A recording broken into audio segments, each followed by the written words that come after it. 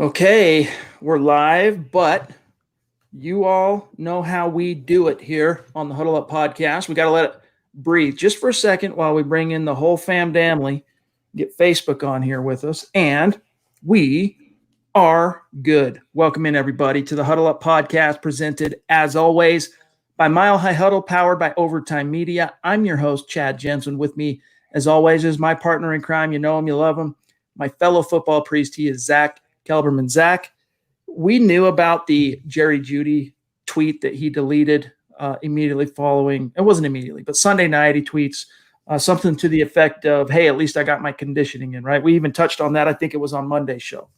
Well, there's kind of been more Jeudy drips on Twitter that is just passive-aggressive drama. It's creating some controversy. It's all the rage. It's the talking points all day long in Denver. You had a story on it. I'll bring it up for some, so we can kind of follow along. But for those of our listeners who might have missed it, drop some knowledge on everybody. What's going on? Well, basically, after the Kansas City loss, in which Jeudy caught one pass for 5 yards, you take away the Saints game, Chad, it's his worst game of the year. He says, at least I got my conditioning in, LOL. And it's very vague and ominous and cryptic as to who that is in reference to or who he's calling out there. Could be the Broncos coaching staff, the coaching scheme, that's more than likely. It could also be Drew Lock for not getting him the ball and locking onto the first read, which is rarely Jeudy. And then he echoed what Odell Beckham Jr. had to say about Pat Shurmur, the former Giants head coach. And Beckham basically accused Shurmur, when he was the head coach there, of alienating Beckham from the rest of the players, separating him and making the other players turn on him. And so Jeudy quote tweeted that, because he deleted it now. This is all alleged, Chad. He quote tweeted that and said it all makes sense now. So you have to wonder about the timing. When it seemed like he was alienated from the game plan against Kansas City, he echoes that point with that tweet. He's very unhappy right now in Denver. We just don't know who that's directed at. More likely the coaching staff, but it could be the quarterback as well. I think the first tweet that he deleted about the conditioning, my read is that was his kind of shot. All of this is passive-aggressive, right? But that was his passive-aggressive shot at Drew Lock, at the quarterback, for not looking his way. The second one, there's no other way to interpret it. That one's directed at Shurmur, right? It all makes sense after Odell Beckham Jr. goes on kind of a rant about how Shurmur did him dirty in New York and alienated him, as you just said, and all that. So to me, the first one is Drew. He's taking a shot at Drew. The second one's at Shurmur. But if you really boil all this down, what makes it very distasteful is the fact that, look, no one is faulting Jeudy for having a sense of pride and feeling like, hey, man, there's no excuse when I'm going up against one of the alpha teams in the league like the Kansas City Chiefs. I'm embarrassed that I come out of that game with one catch for 5 yards. Like, I feel that I take that upon myself. What's unacceptable is, even if you think it's someone else's fault, even if you think you were the man in that game getting open every freaking route, the quarterback just wasn't looking your way, or the coordinator wasn't featuring enough route concepts that would put you early in the route progression for Lock to look your way. Even if that's what you think, you're wrong to air that laundry in public. And look, I like the verbiage you used. I think it was Monday night, about Jerry's used to being a big fish in a small pond, and now he's a small fish in a big pond. Yep. That's very apropos in this particular situation, but it doesn't deviate from the fact that it's unacceptable. This is childish stuff. And I know wide receivers, diva, and all this stuff, but Jeudy, I get it. You're a 15th overall pick, first rounder, star at Alabama. But dude, you need to start acting more like a pro. Well, it's childish stuff, Chad, but let's keep in mind he's also 21 years old. For all intents and purposes, he is a child. And, I actually referenced him being a minnow now in a vast ocean, whereas he was a big fish. And even you could say a big pond, Alabama, he still was a big fish. He was getting national praise, national attention, and now he's forgotten in Denver, while receivers like Justin Jefferson, Henry Ruggs, CeeDee Lamb are all contributing to their respective offenses. On one hand, I do not blame Jeudy at all for how he feels. The frustration of a losing season, not getting enough passes, the offensive coordinating and the game planning and the quarterback play. On the other hand, though, I am right there with you. This needs to be handled internally, privately, not publicly, not through Twitter, and certainly not through since deleted tweets that we in the media have to decipher. This is where Fangio has to come in though and kind of lay the law down, him being the head coach of the team, and he kind of excused it. He basically chalked it up to a wide receiver, meaning a diva, being a wide receiver, and it's just going to happen with the overall course of a tough rookie season. He says he's fine with Jerry. So you know what? It can't be that bad. I'm with you in that I do not fault or blame Jerry for being dissatisfied. And if he does blame someone else for what's going on right now, his relative lack of production, I don't even blame him for that.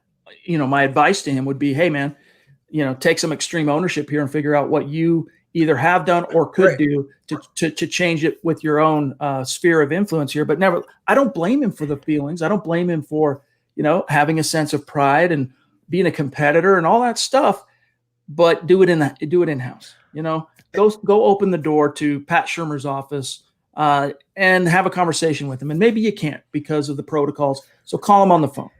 Organize a Zoom. Get together with Drew and say, hey, my dog, we got to figure out a way to get me involved. This is ridiculous, man. I'm a first-round pick. I'm the best receiver on this team right now, which he is.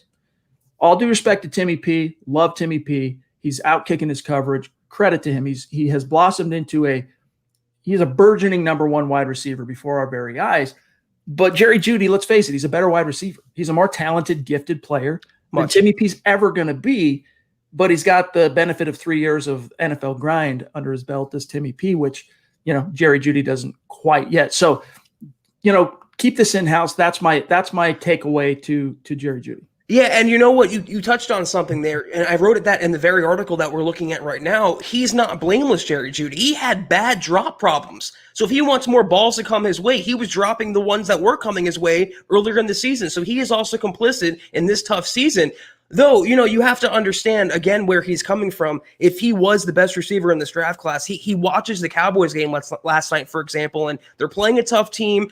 They're on their fourth quarterback of the year, even though it was their backup. They're out of playoff contention. They're horrible. Yet, no matter what, they always make it a point, Chad, no matter the quarterback, no matter the game plan, no matter the opponent, to get CeeDee Lamb the football. And every other rookie receiver in the NFL has that luxury. Why not Jerry Jeudy? So I really do. I'm split here. I understand his frustrations. I understand the human element to it and also the NFL element to it. But I'm with you. I don't like the tweets and then deleting them. It's like either own it or keep it in-house. You can't have it both ways. We'll get to what Fangio said specifically. We'll get to what Drew said specifically about all this stuff. And then, of course, whatever's on your mind, get your questions in. I see we got a super chat or two stacked already.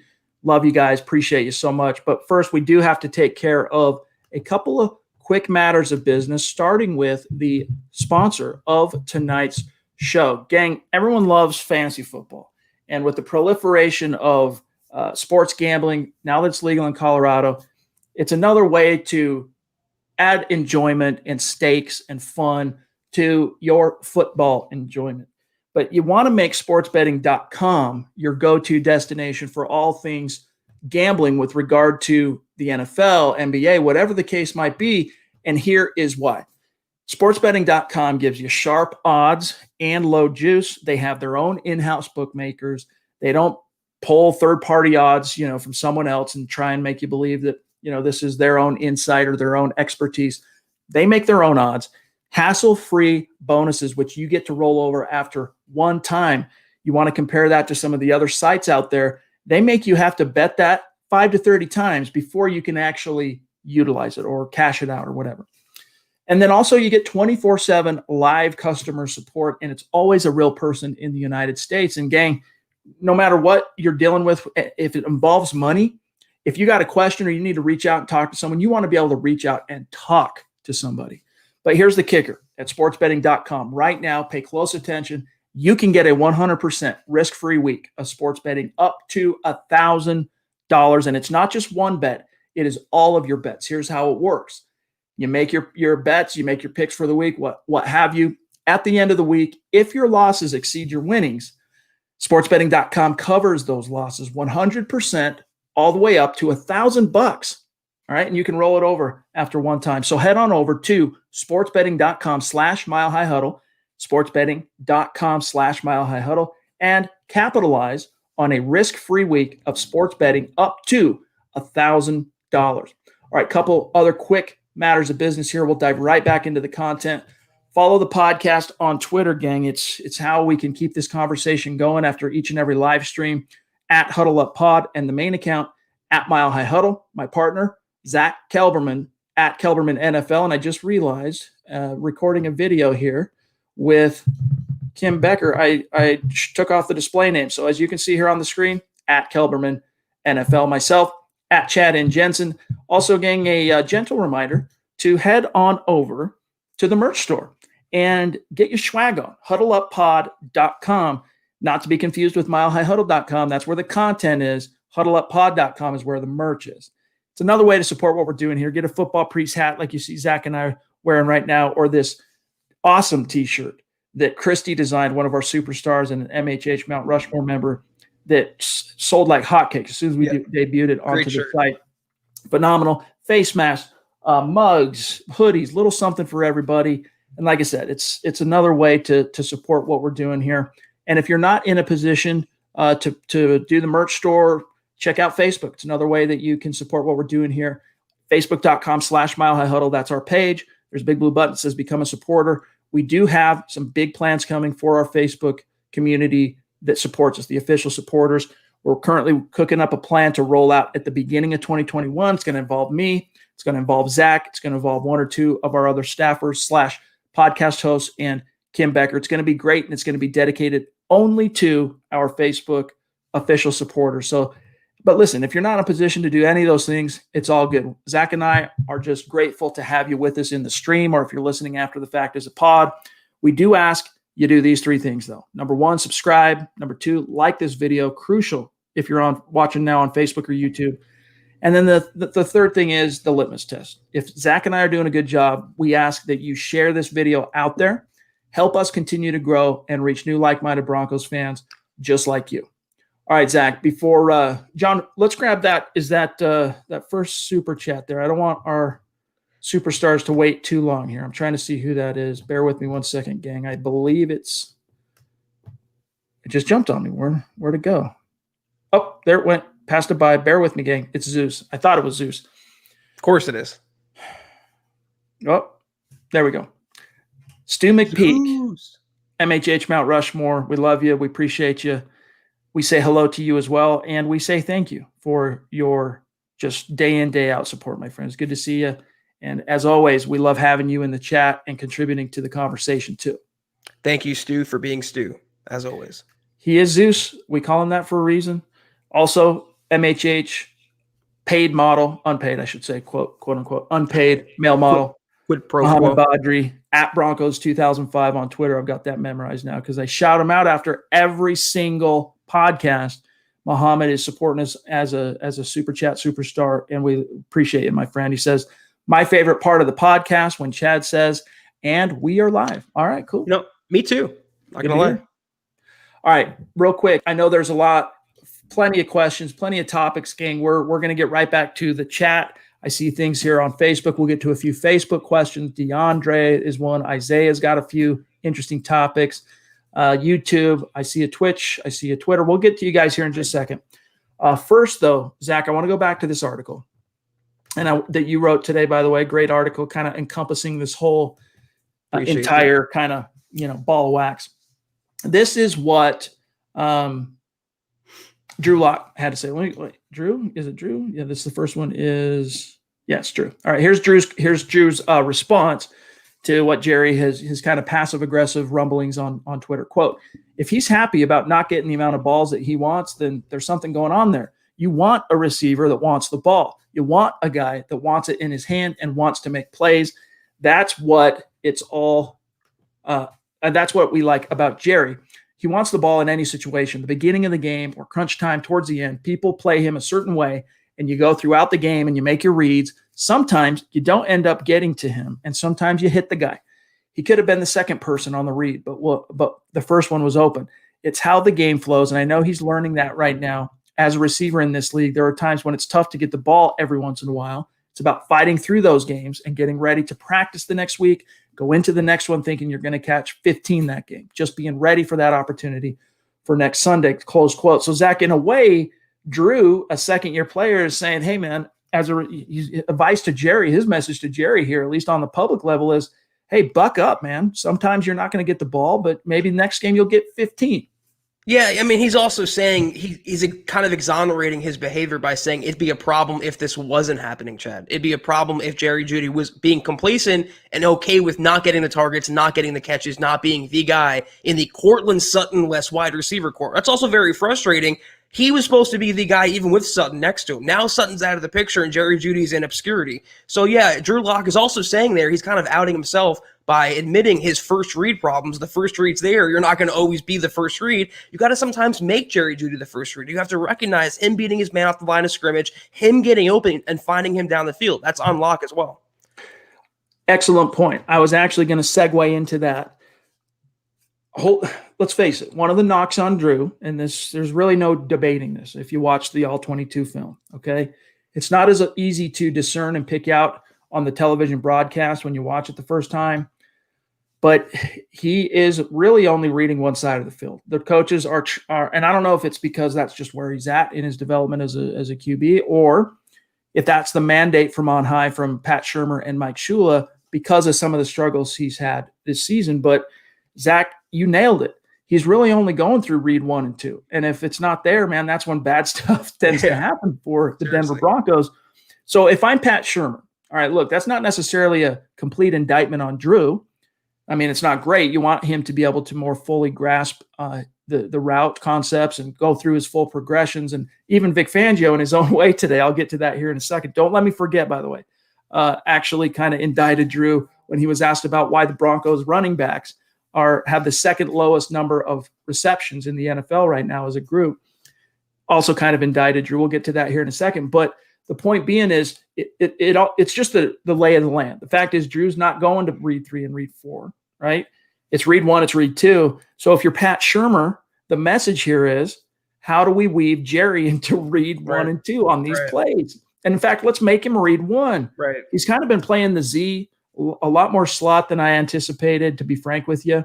And Tim has been the X. Well, maybe it's time to start mixing that up a little. That doesn't mean you remove Tim from being the X, but you start kind of switching them up more to roll Jerry into some of those early reads in the progression.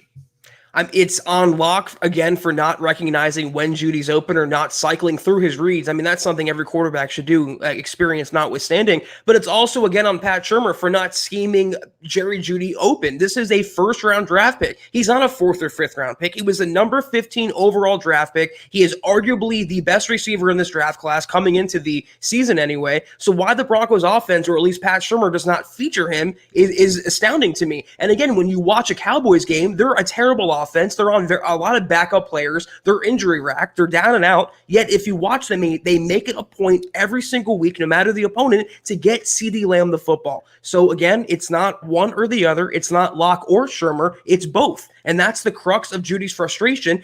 Everyone around him is failing him. And yet what can he do about it? It's not on him in his mind.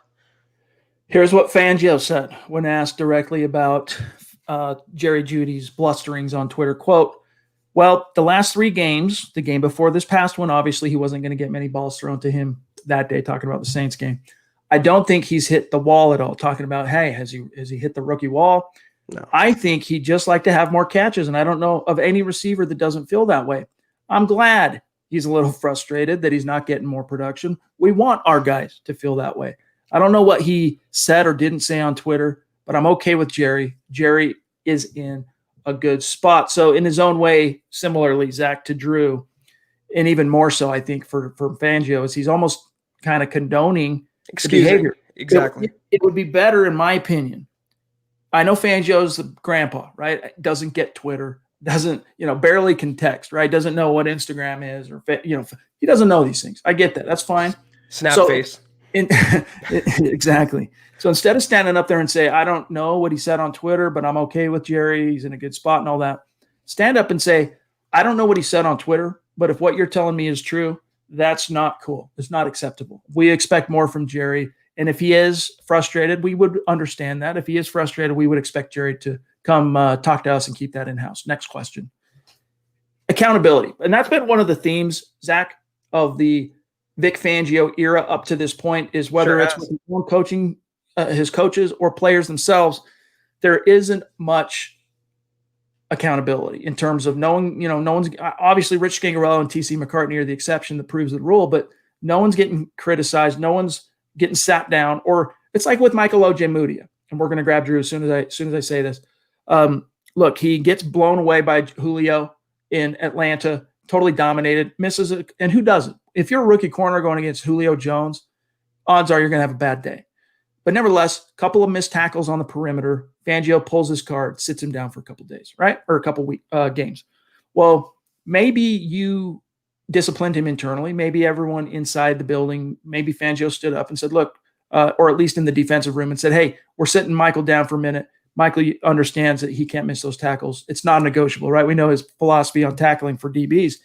But it would also be good to let fans and media know as well and stand up there and say, hey, look, it's unacceptable. When he gets the question, because he did, Fangio, get questions about why suddenly has Ojemudia disappeared from your defense after playing 85% snaps all season long, to take that opportunity, Zach, to say, hey, we're showing accountability here. Michael has to learn that tackling in this league, when you're in my defense, it's non-negotiable, and he's got to do better. And I got to put someone on the field who can do that. Next question. We just don't see any of those. We don't see any of that from the head coach holding people accountable. Right. And it's feeding into this thing. There's no ownership from Fangio, and there's constant waffling and vacillating. And you mentioned a lack of accountability. How about a lack of involvement on offense? He's always leaving Pat Shurmur to his own devices. He's leaving Mike Munchak to his own devices, playing Eli Wilkinson instead of stepping in there or with the play calling and mandating what he thinks is best for the Broncos. This is the biggest knock on Fangio. He's a great defensive mind, one of, if not the best in the NFL, but is he proper head coaching material? Is he the guy you want leading your team for the next half decade or beyond that? I'm still unsure of that question, the answer to that, Judd. I am too. Drew Hollenbeck, one of our superstars, longtime listener of this podcast, longtime superstar, supporting the content here at MHH, and a big member of this community. We love the profile pic, my dog. Yes. And for those of you who are listening after the fact, he's rocking the football priest hat and he's rocking the MHH face mask. Love you, buddy. He says, Jeudy should want the ball. I have no problem with that. Agreed. But if you aren't getting it, find other ways to help the team. Rod Smith claims the first Super Bowl as his favorite game, and he didn't catch a single ball. And that kind of ties into, someone hit me up about this, Zach, today. I guess, Mark Schlereth of The Fan, right, the morning show in Denver, 104.3 The Fan, kind of went on a rampage today, castigating Jeudy for the airing this dirty laundry in public, and said, hey, man, maybe I need to you know what I would do if I was one of these coaches? I would put together a low light reel, something to the effect of, find all the plays in which Jeudy didn't block backside, or he dropped, a pass, or all this, because he found it to be repugnant that he is airing this publicly. That's great for morale, Chad. A guy who's already pissed off, let's show him the things he's doing the worst. That's going to send the right message. I'm not going to kill Jerry Jeudy for this. I mean, he's a young guy. He's 21 years old. He's a rookie receiver, and he's coming in from the spotlight, the limelight, into no light at all. So I'm not going to go overboard on this. If Fangio's okay with it and Locke's okay with it, and you sense the vibe of the locker room kind of condones it, and they respect Jerry Jeudy for wanting the ball, then I will as well. Shout out to Mahesh here. Appreciate you supporting the merch store, my friend. He says, I finally ordered my MHH face mask. Good to hear it, my friend. We do appreciate it. Yeah, let us know how you like it, for sure. Yes, and send us the selfie when you get it. We will shout you out on Twitter and Instagram. Speaking of Instagram, don't let me forget, there's something I want to bring up about MHH Instagram here in a little bit. Go ahead. Let's grab Tony, one of our brothers here in the MHH community. We call him DA Dub Tony, Discount Audio and Wheels, out of Los Angeles. Again, guy, Broncos country, it's not a geographic location. It's a state of being, baby. It's wherever you are. And Tony's in LA, and he says Jeudy should be in the slot. His route running and creating separation would excel, but running go routes, not his strength. That's on coaching. Go Broncos. Right. Tony, so much of this is on coaching, to be frank with you. There are things, even if Drew is having Tim Tebow level problems going through his reads and progressions and all that, even if that were the case, and I'm not saying that it's not great, but I'm not saying it's that bad. There's things the coaches can do to make it easier on Drew and to also get the ball to the true playmakers. For example, Zach, Josh Carney had a great film breakdown that published this morning. I'm sure most of you have read it by now. that was breaking down Noah Fant's production in the first half last week against the Chiefs, and then his utter disappearance in the second. And then he even pointed to the fact on the All-22 film on that final drive, the Broncos get the ball back with a minute and change, minute 10, something like that. No timeouts, down 6. Pat Shurmur has Noah Fant staying in to block. Now, he put up a great question in this very article at the very end. He goes, now, do you think if the Kansas City Chiefs were in that situation, down 6, 1 minute to go, Kelsey blocking, Kelsey's in blocking, it's unconscionable, to be frank, Zach. And it just goes to show you just how you want to talk about a roller coaster. Yeah, put accountability, put some of the onus and the scrutiny on the players, but Pat Shurmur shares more than his fair share. That's why I'm saying if you put Drew Lock on the Chiefs with Bieniemy and Andy Reid, how good would he be? How much better would he be at least? And to the point about using Jerry Jeudy in the slot, let me ask a rhetorical question, a few of them actually. Where do the Cowboys play CeeDee Lamb? He could play outside, but he plays the slot. Where do the Vikings use Jefferson? He could play outside, he plays in the slot. Where do they play Henry Ruggs in Vegas, Chad? He could play outside, but he plays in the slot. The common thread between all of them is they are playmakers and matchup nightmares at this level. And the Broncos only keeping Jerry Jeudy in one spot and not scheming him open is a shame and a travesty to his potential. Well said. DeAndre on Facebook with a good question here. Do you think that a normal offseason and reps will help Drew Lock? Absolutely. In fact, and I don't say this to take – and, it's not so much an excuse, finding the easy way out, finding the hole in the boat and absolving Drew of his, at times, regression this year. And at best, let's just say his inability to take a clear step forward in his development.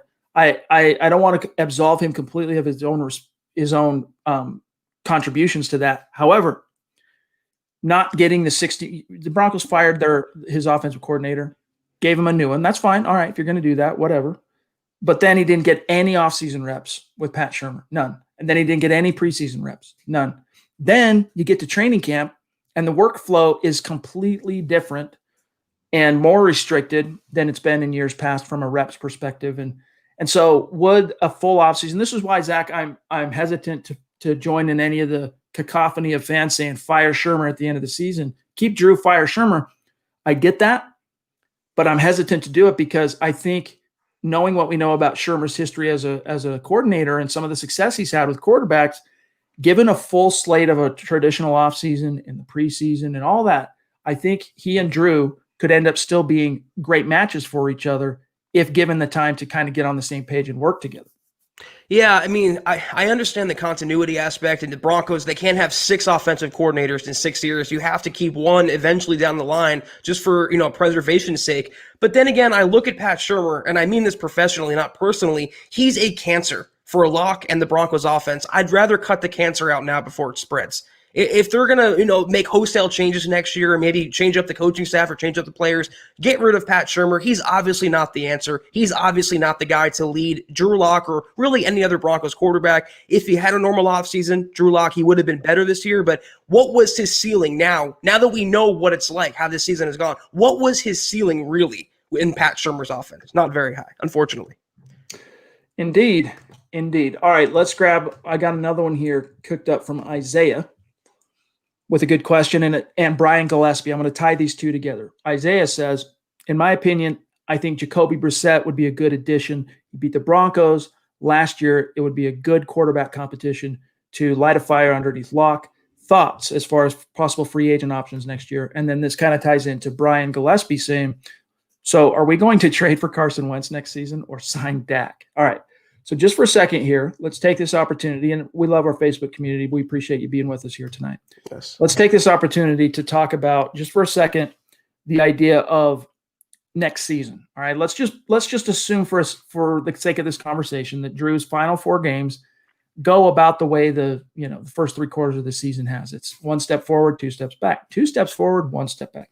He's just treading water, not showing – at times showing regression, at times, showing flashes, but no consistency. Let's just assume it shakes out that way. What do you do, Zach, if you're the Denver Broncos by way of the quarterback position for 2021? I bring someone in and I don't crown either quarterback. I hate to do it, but I go back to having a mostly open competition. You're going to have a normal offseason more than likely next year, at least going into the summer, will be mostly back to normal. So you'll have more reps, you'll have more coaching, you'll have more on hand development with your quarterbacks. I'm bringing in either a better veteran, and I'm not Jacoby Brissett, Isaiah. I think you asked this on Twitter. I'll answer you on Twitter, but he's always been the jag to end all jags to me. Him and Tyrod Taylor. If I'm going to upgrade behind Drew Lock, if I'm going to bring in a guy who I think I can win with in a spot start, I'm going to bring in a guy who actually can win in this league and in this spot. So who that is, I don't know what veteran that could be. I mean, I've heard Sam Darnold, I've heard Matt Stafford, Matt Ryan. I just don't see Elway, Chad, going back to that well. I don't see, after being burned on Case Keenum and Joe Flacco, him going back to the older Band-Aid veteran route.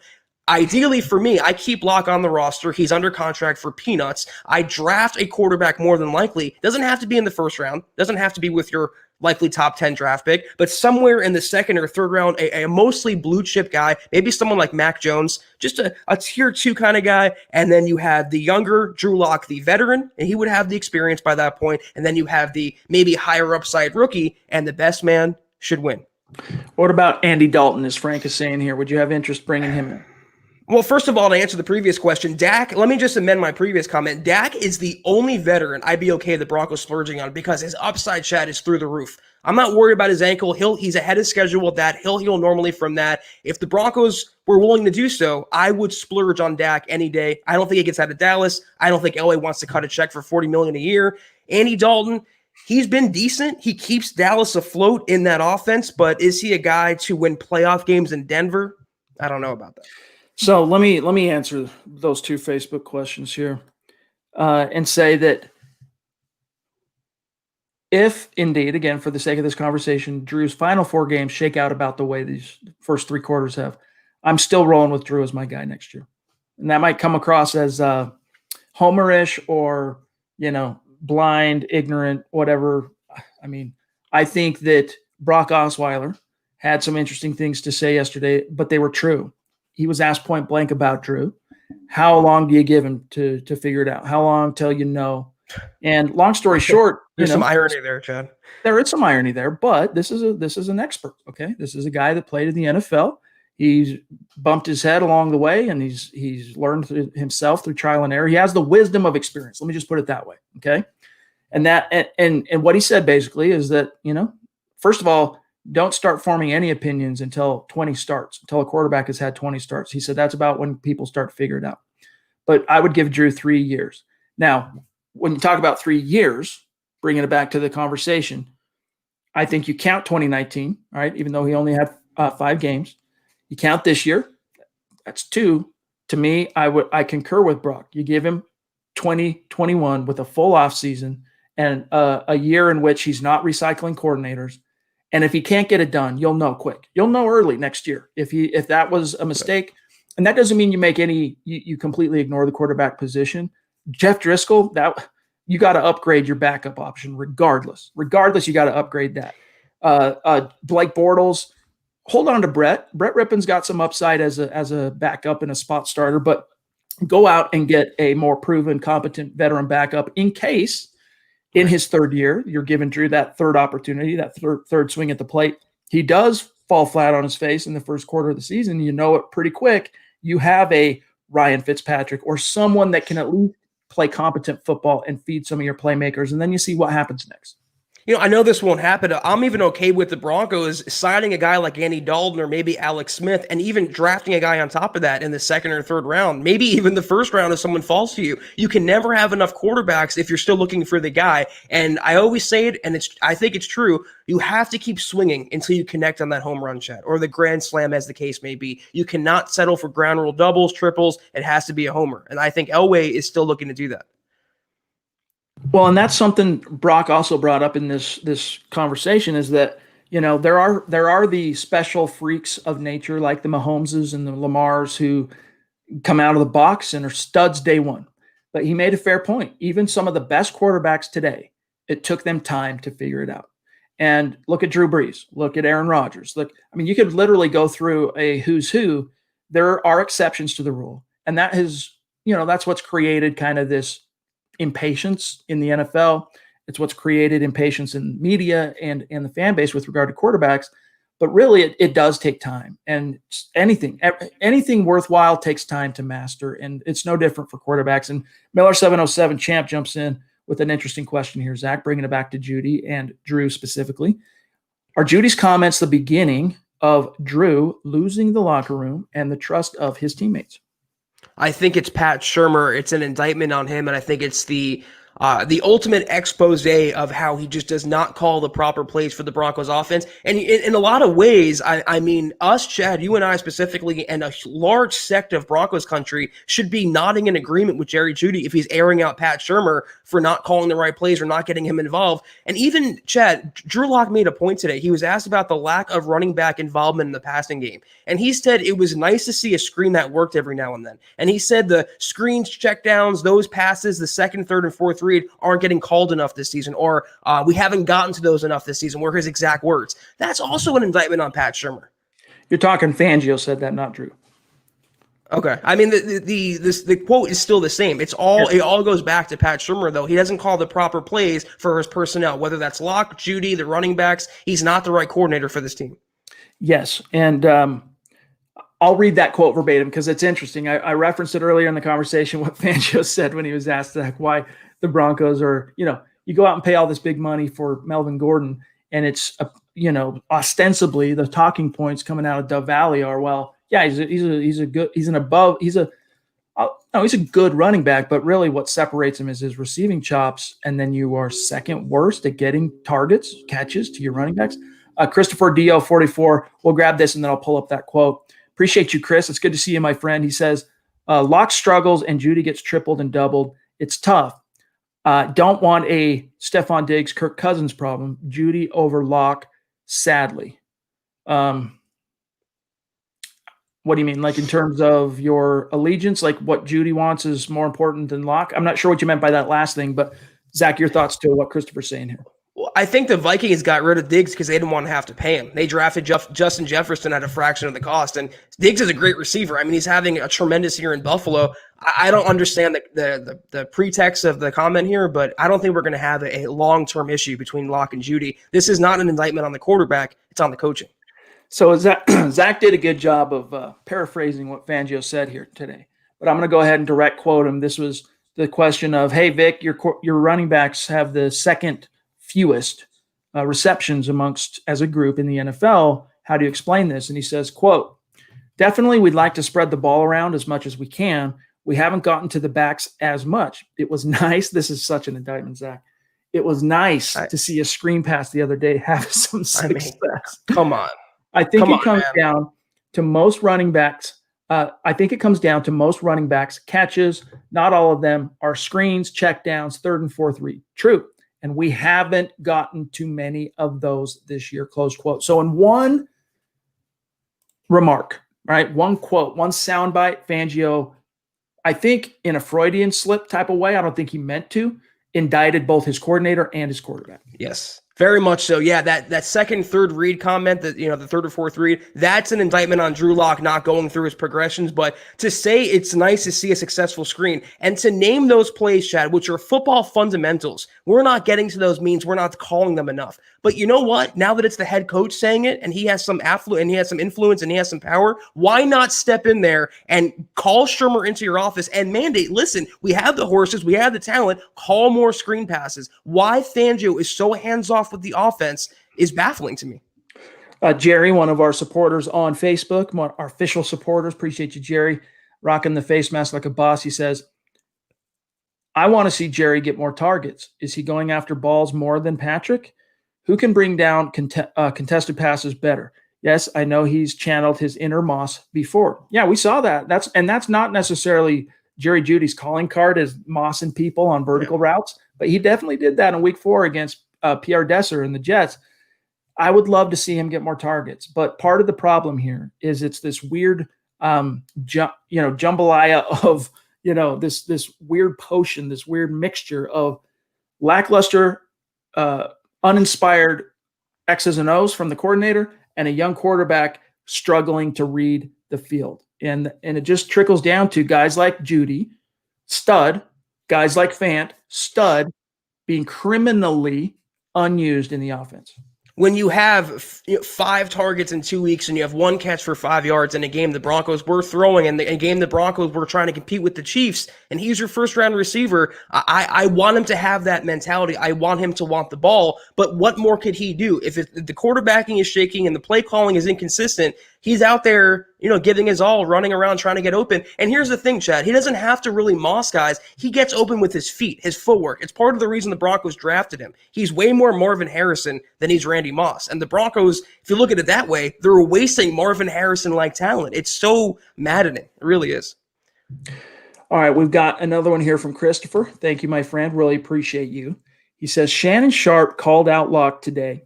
100% sure Elway has heard enough. I don't care what he's saying. I'm not sure what you mean there, Christopher, as far as has Elway heard enough. You mean he's over Drew? Dial it back 2 weeks. And a lot has happened since then in terms of the mask-wearing snafu, Kendall Hinton having to play, all that. And then, 2 more picks in a game against the Chiefs that he needed to have as close to a perfect game as possible. So it's definitely plausible that Elway's opinion has changed. But 2 weeks ago, he said, I'm excited about Drew. Does that sound to you like the talking points and public posture of a GM fixing to make a change at quarterback at the first opportunity he can? It doesn't to me. And do you think John Elway, of all people, who's, he answers to himself, is he really going to care what Shannon Sharp is saying? No, and I don't either, Chad. We got tagged on Twitter today with something that Skip Bayless said on one of his shows about how Tim Tebow would have beaten the Chiefs on Sunday night. It's all for ratings. It's all for viewership. It's all it's verbal clickbait that Shannon Sharp's putting out there. He was great in Denver. He's a franchise icon. But in recent years, he's kind of turned against the Broncos, and he's kind of, a part of the let him hate, brigade who we're championing against. He's part of the establishment against the Broncos. Elway doesn't care what Sharp is saying. Elway doesn't care what Bayless is saying. Elway doesn't care what Chad and I are saying. Elway cares what Elway thinks, and he'll judge Locke on that merit. Well, I mean, even remember we had that great conversation with the author of the new Elway book.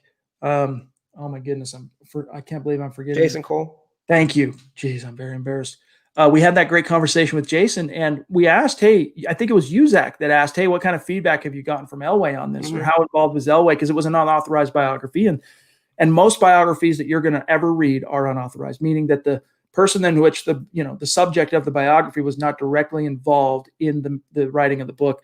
Almost every biography is unauthorized. So, hey, was Elway involved? And what was the feedback? What have you heard? Anything?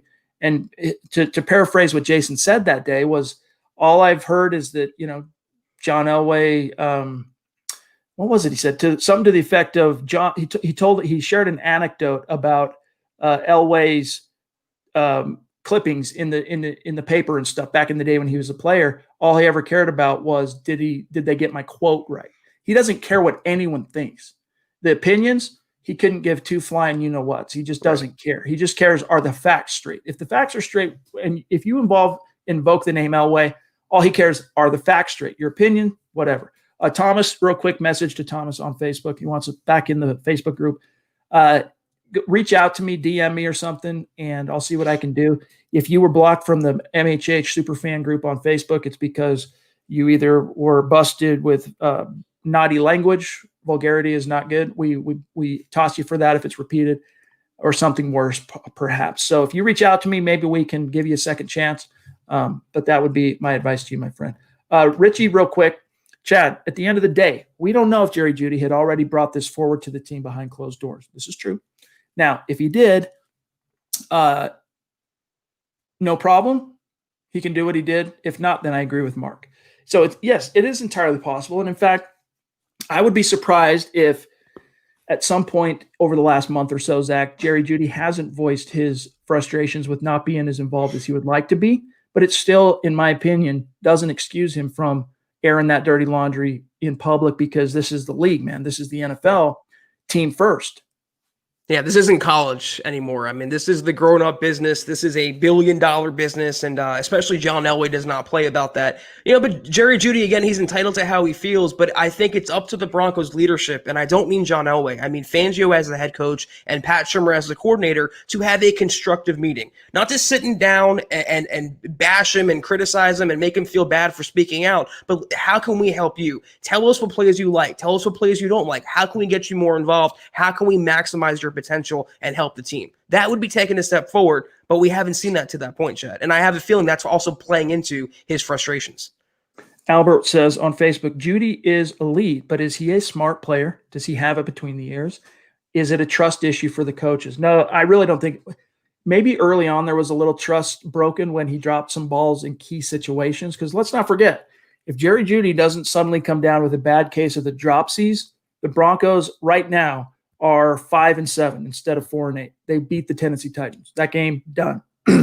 Especially that drop during the 4-minute offense on third down that would have moved the chains and allowed the Broncos to kill the clock. That cost the Broncos. And so maybe for a time early, coaches were like, hey man, key situations, let's look elsewhere, whoever the quarterback was, because there was, that next quarter of the season was a quarterback carousel with Drew getting hurt. But as far as being smart, Zach, Jerry Jeudy is a very smart player. He might be immature. That's different than being smart, but I don't have any reason to believe he lacks football acumen, football IQ. I mean, just how proficient he is as a route runner already tells you about where, because do you know how much research, do you know how much study goes into mastering something like that? And you got to have some wherewithal between the ears to do that. Yeah, I just want to point out, though, kind of to drill down on the question. If Jeudy was elite, we wouldn't be having a question whether he has it between the ears. Elite in what sense? Route running? Yeah, he was always the best route runner in this draft class. But elite in the NFL? Certainly not. Elite players don't drop the passes he dropped. Elite passes find a way to get open and get themselves the ball. They would step in front of the quarterback. He would step in front of Locke and be like, listen, you better throw it to me. I will be open. Find me down the field. He still has a lot of growing up to do. But remember, he was never supposed to be the wide receiver one. He was never supposed to be the man this year. It was supposed to be kind of a transitional year, passing him the torch from Cortland Sutton. It's too much responsibility, Chad, and not enough payoff. And again, the aggravating factors around him, the quarterbacking and the coaching and everything else that goes into it, has also affected him. Rightfully so. Drew jumping back in. Thank you, my friend. Seriously, thank you. We appreciate you and the support. It goes a long way. So thank you. He says, Zach said it on Twitter. Franchise quarterbacks are drafted, not bought. I still think Locke has franchise guy potential. Pick up someone to light a fire underneath his rear end. Best man wins. That reminds me of a saying that I picked up from Mike Pritchard, who is obviously former first-round pick from CU, played most of his career in Atlanta, spent some time in Seattle, spent some time as a Bronco. And he did about a 2-year stint, I want to say, at the Fan in Denver. So he came back and did some Denver media for a while, and now he's back in Vegas. But Zach, during the Kirk Cousins sweepstakes, right? All eyes on, the Broncos going in on Kirk, and ended up, of course, getting Case Keenum. His line was, "There's no such thing as a free agent franchise quarterback. No such thing as a free agent franchise quarterback. Peyton Manning is the exception that proves the rule." Yes, and I'm so glad you said that, Chad, because Drew, you're right. I did say that on Twitter, and I stand by that, but I got so much blowback from that comment because Broncos fans were pointing out that Elway was signed, and some of the other quarterbacks were signed and not drafted. These were all different times. I'm not comparing Peyton Manning or even Elway's time to what it is right now. In today's NFL, if you go down the list, the best quarterbacks are young, with the exception of Aaron Rodgers, and drafted by the team they're playing for right now. It's the top 8 or 9 quarterbacks in the entire NFL. It's what you have to do. You can't buy one off the street. You're not going to win a Super Bowl with Matt Stafford at quarterback next year, like you were never going to win one with Case Keenum or Joe Flacco. But there's a reason, Chad, you got to one with Brock Osweiler, a guy you drafted and a guy you developed. In this day and age, as always come to find out through Drew Lock, or at least going through the motions with Lock, you have to develop one, find one, and hone him to be your guy for 5-10 years and beyond that. J-Bone has changed his handle on YouTube. Justin, just another lazy boy GM. Statler jumping in. Appreciate you, my friend. Good to see you. He says, I want Shermer gone, but I don't want Locke to have a 7th OC in 7 years. Help, guys. I feel trapped and confused. The only solution out of that pickle is moving on from both, right? You get a new OC and you get a new quarterback. Clean and house. I just don't think the Broncos are in that headspace. Now, maybe that changes between now and the end of the season, Zach, but I really don't think it's going to. But my counter to this, and I understand you don't want another change and having to learn another system for whatever the quarterback may be, but is keeping Pat Shurmur really worth the trauma of forcing a quarterback, whoever it may be next year, to learn a new system, to force the players to learn a new playbook? Pat Shurmur is so bad for this team. They are worse by the virtue of him being the coordinator. Removing him would be addition by subtraction. That's exactly how I feel about it, Chad. You're gaining nothing by keeping him and standing to lose everything by rocking with him for next year. It's possible. It's possible. But I can, as frustrating as Shurmur has been to me at times and just some really head-scratching moments, he just hasn't, to me, he hasn't been Mike McCoy 2017 bad, in my opinion. That, now, subjective, it's my take, it's my perspective.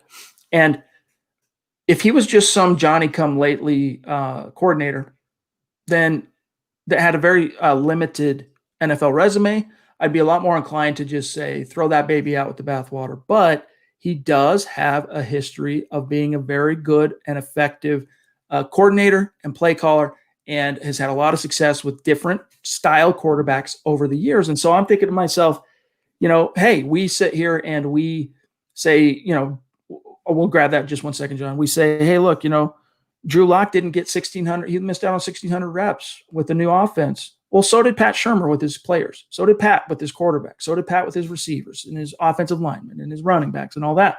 And so that's part of it for me as well. Is I want to see, look, they made the move to fire Scangarello. There's no going back on that, right? That's in the rear view. It happened.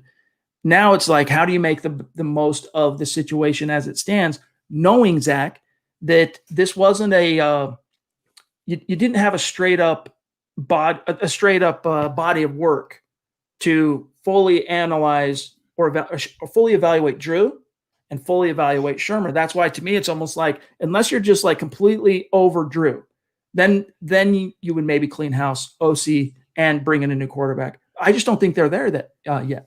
I mean, you say, though, that he's had success, but where has it been this season? I mean, where has it the tangible results been with Drew Lock this season? Can Pat Shurmur look a Broncos fan in the face, or even Drew Lock in the face, and said, I accomplished what I set out to do this year. I accomplished what I was hired to do this year, what I'm being paid a lot of money to do with this quarterback? He didn't do that, Chad. I mean, whatever he did in Minnesota and Philadelphia before that didn't transfer to Denver, and I think Drew Lock got worse with him as the coordinator. You mentioned the reps. Would those reps have changed Pat Shurmur calling a 4th and 1 tight end shovel, or ignoring Noah Fant, or any other million blunders he's done this year? I can't exonerate him no matter what scenario it is. You might swing me by the time it's all said and done, depending on how this season shakes out. It's happened before. Black Knight, you changed your handle. I almost said 232, but at least on Twitch, it would seem it's 323. Good to see you, my friend. He says, I wish Elway would get with the times and draft a QB that's a dual threat type. It's interesting you say that, Black Knight, because Cecil Lammy, who, great friend of the show, great friend to MHH. I have nothing but admiration and respect for Cecil. And I heard him say something, I don't know, I can't remember if it was on Twitter this week or if it was on one of his shows, but nevertheless, it was something to the effect of, Zach, Drew Lock is athletic, but he's not a mobile quarterback, and that there is a difference. I agree. For sure. I mean, you have to be able to make yards. Like, if you watched Lamar Jackson last night burn the Cowboys defense a 37-yard touchdown, yeah, he was left open, but his speed is just noticeable. Locke can get around the corner. He has some moves, but he's not a running quarterback. But to that point, this is why I'm saying you're not going to find that dual threat who you have to win with on the open market. Matt Ryan is not a dual threat quarterback. Matt Stafford is not a dual threat quarterback. Carson Wentz is not a dual threat quarterback. But on the other hand, again, would you trust Lamar Jackson with Pat Shurmur? Would you trust Josh Allen with Pat Shurmur? So, yeah, they have to get that guy, but they have to answer, who is the coordinator for this guy, and is he the best guy to maximize his talent? And as we've come to know this year, and I want to just tack on to my previous point, Chad, It's one thing if we're saying it, but I think Odell Beckham literally airing that out and saying that Pat Shurmur alienated him and forced players to distance themselves, that was the final nail in the coffin. That publicly cemented a lot of the opinion about Pat Shurmur, and I just think he's not the right fit in today's NFL. Xavier jumping in. This is a name that we do not recognize on Super Chat. So welcome and thank you, Xavier. We appreciate you. Make sure you reach out and connect with us on Twitter so that we can shout you out after this show. He says, I would give the house for a Deshaun Watson trade. Yeah. Who knows, man? I mean, that team has undergone so much trauma and turnover in the last calendar year. It would not completely stun me. They'd be remiss, but it would not completely stun me to see Houston totally reset the whole thing. Deshaun Watson, though, drafted by his original team, dual threat quarterback. It lends credence to the notion that you have to draft your young guy, and it has to be a guy who can win, if possible, with his legs. The best quarterbacks are dual threats. Antonio, it's all good, my friend. We're just happy to have you with us, and that's the truth. Appreciate you. Hope things turn around for you. And I mean, it's having the pandemic's affecting a lot of people still in the United States financially. So we're with you, my friend, and don't you sweat it. Let's grab this question here from Michael, who says, Chad, do you still believe in luck? Define belief. If you want me to put my fan hat on and say, Drew Lock is the truth, I can't go there. I don't know yet. I mean, he's regressed somewhat. There's been enough signs of regression in 2020 to create some serious misgivings on my part in terms of is Drew the long-term guy. But I still maintain that the Broncos are in they're in like a fateful window of time with Drew. And I think if they can handle him the right way, make the right decisions at the end of this season, and give him more rope and more time on task and more of an opportunity to continue working the grind, I think he can be that. Question is, do the Broncos have that patience? Because going back to what Brock Osweiler on Tuesday, about, hey, 3 years, give him 3 seasons. All right, 2019, 2020, 2021. But are the Broncos thinking that way? I believe he should be given that. I haven't seen enough, let me put it this way, this year in terms of alarm and regression and all the negativity and criticism of Drew. I haven't seen enough for me to say he shouldn't be given that opportunity. Now, that doesn't mean, again, that you ignore quarterback. You need to bring in a better veteran fail-safe, but I still think you center it, this is my opinion, on Drew for 2021. Continue to invest, build the nest. You get Cortland back. You get him a full year of offseason with Pat and with Shula. And if it doesn't work out, then you know. Right. Absolutely. But there are too many tantalizing, clear flashes of franchise tools. But the problem is they're all in potentia. And the NFL is a production-based business. It's not a potential-based business. So at some point, he has to convert that into production. Chad, you said that absolutely perfectly. I'm in full agreement with you. I'm not ready to obviously dump on Drew Lock or get rid of him or say bring in another quarterback for sure and move on. I'm also not crowning him as the franchise guy or a Pro Bowl quarterback because let's face it, he's not. He's shown flashes like you've mentioned. He's popped, but he's also kind of fizzled as well. He's also taken a lot of steps back as well and regressed as well. But the mold is there. You have the raw material for a potential franchise quarterback. It's just molding it to get the best guy and the best passer. And I just think Pat Shurmur and the Broncos coaches failed Lock this season. We can absolutely give you a birthday shout out. What was that handle again, John? If you have it still, Bronco Fan 99 on YouTube. Happy birthday. Buddy. Happy birthday to you, my dog. Let me grab this one. We got a super chat from Christy, and I want to get to that, and then I want to grab Glenn, and then we got to get out of here for tonight. But the queen of MHH, top roping it, as she is wont to do. Every single stream she's in, she's supporting the cause. She's moving the conversation forward. She's just a lot of fun, and we appreciate you, Christy. She says, my guys telling us like it is. Much love. Keep up the good work, and go Broncos. Thank you, Christy. Appreciate you so much. Seriously. Yes. Your commission check on the MHH shirt you designed coming in the mail end of year. Keep an eye on that. Glenn Hauser, another one of our superstars, another just a man I have some serious platonic love for. All right, this Glenn Hauser cat. I love this guy. All right, He says, any truth to the rumor that Shermer is ruining Drew to make a spot on the roster for his kid? Yeah. In fact, I was just thinking about this today, by the way. Has Kyle Shermer, I'm going to look at the Broncos roster. I'm pretty sure he hasn't been officially signed to the roster. I want to double check that, though. Why would you need, I mean, once you got the quarterbacks back, right? Because there was a question. He was brought in that Monday in case Drew, Blake, and or Brett ended up testing positive and was going to miss the next week or two as well. He was brought in as a potential fail-safe so that they could have an actual quarterback available for Sunday's game. And of course, they ended up testing negative and came back in the building, Zach. Well, he's also played for the Chiefs, and they signed him before playing the Chiefs. So a lot of that, or some of it, I should say, was strategic. But, I mean, there's no tinfoil conspiracy here. I just think Pat Shermer, he's not even trying to be this bad intentionally. I don't think you can be as bad as a situational play caller and a game planner as Pat Shermer has been this year on purpose. He is just that bad on his own, and it's pretty unfortunate. I'm looking at it here. I'm looking at the practice squad. I'm seeing the new kicker they brought in for emergency purposes in the event that Brandon McManus were to come down with the bug. I see a quarterback on the squad, and his name is Blake Bortles. I'm looking here. Let me just make sure I'm not completely tripping, and I'm going to look at the active roster. I know he's not, but I just want to be sure. Yeah, he's not signed. So Kyle Shermer, the headline was, report Broncos signing Kyle Shermer. Turns out it was, hey, come in and pass the tests for 6 days, and then, oh, we don't really need you. Hey, you're here. You want to hang out at Dad's place for Christmas? You might as well. Pat Shermer, he can't even cheat correctly, Chad. He can't even game the system. So bad. All right, guys. We are going to dip out. Oh, we got Christopher one more time. Appreciate you, Chris. Seriously, man. He says, do you think Broncos PR listens to MHH? LOL.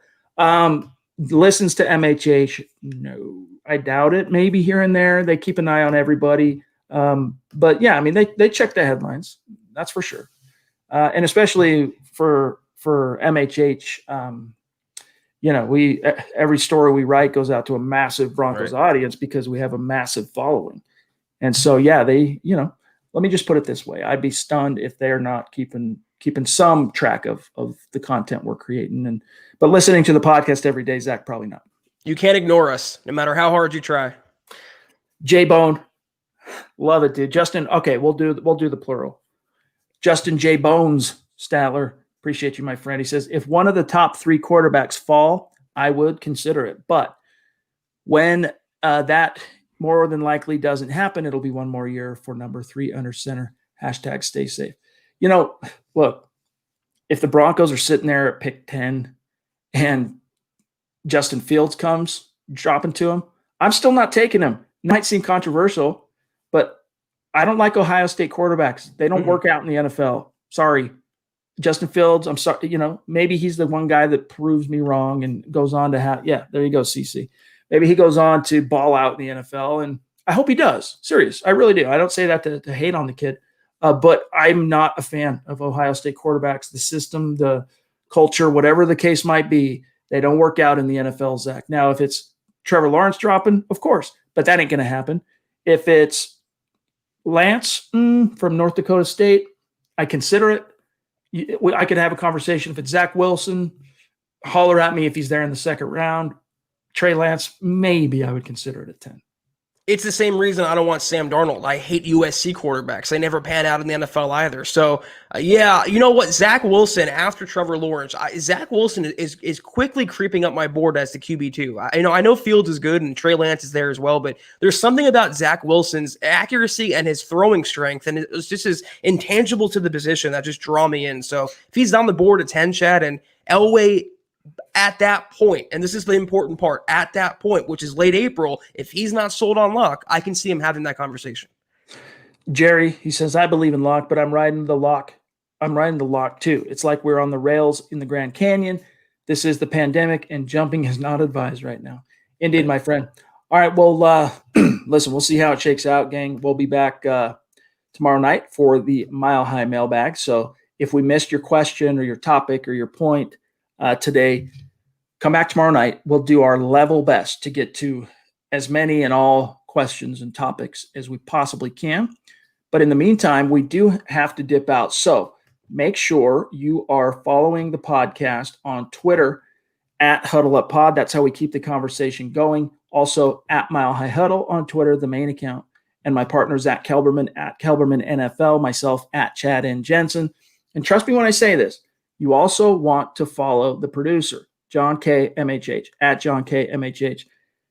As a fan, he's a fun follow on Twitter because he finds everything. And he just brings stuff to you that you're grateful that you're following this cat because you might have missed it elsewise. But the other thing is here, gang, call to action for our community.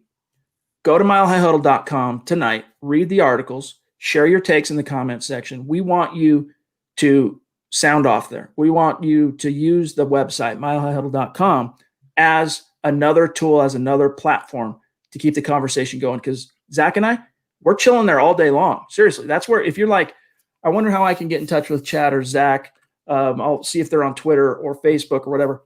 We check those things. We don't ignore Twitter. We don't ignore Facebook. But we're chilling on the website all day long. So shout out to all of you who are already doing that, and so many of you are. But it's a call to action. Check out also the merch store, huddleuppod.com. Get your swag on. Other than that, Zach, have a great night, bro. Sign us off, and we'll see you tomorrow night. Yeah, tomorrow night, as always, every week, it's our favorite pod, Mile High Mailbag. You guys have any questions before the pod, as Chad mentioned, hit us up on Twitter, drop into mhh.com. And as always, guys, we'll see you then, and go Broncos.